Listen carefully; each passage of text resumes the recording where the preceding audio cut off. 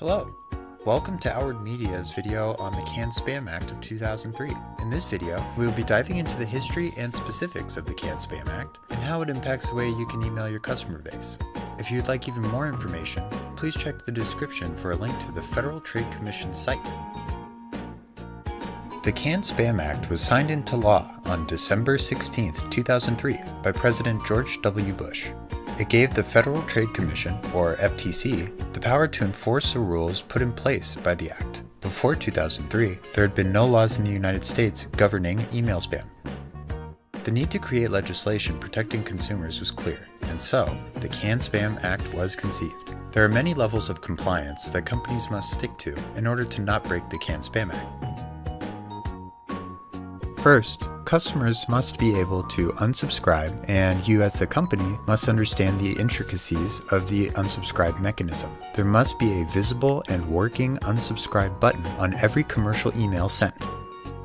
In addition, opt-out requests must be honored within 10 business days. The opt-out requests can be collected and made into a list, also known as a suppression list. These suppression lists can only be used for compliance, and the records on that list cannot be contacted after they have unsubscribed.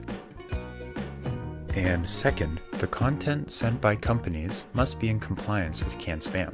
The from line must have an accurate name. For example, XYZ Company must use XYZ Company in their from line when sending commercial emails. They could not use a different name in the from line to disguise their identity. They must also have subject lines that are relevant to the content in the email. They cannot be perceived as deceptive, so be sure your subject lines are clear. Also, a physical address or PO box must be included in commercial emails. Generally, addresses are put in the footer of emails. When they are put in the footer, they are out of the way of the content of the email, but are still in compliance with Canned Spam. And finally, a label must be present if the content is adult in nature. Any explicit material must be clearly stated in the subject line and cannot be hidden. Staying in compliance is very important because there are penalties associated with breaking these rules. If a company sends messaging that violates the Canned Spam Act, they can be fined up to $16,000 per violation or per individual email sent. These penalties may not seem like they are very big, but they do add up. A good example of these violations adding up is from March of 2006. Jumpstart Technologies LLC was charged with multiple violations of the Canned Spam Act by the FTC. By the end of the trial, Jumpstart Technologies LLC was penalized with a $900,000 consent decree, which is the largest settlement to date obtained by the FTC.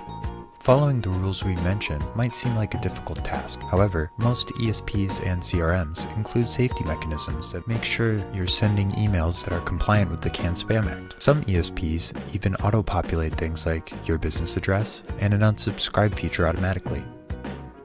Sending messages to consumers is very important for companies, and staying compliant with the Canned Spam Act is in the best interest of the companies sending and the consumers receiving the message. By complying with these rules, you'll stay within the boundaries of the law, and also your customers will be more likely to receive your email.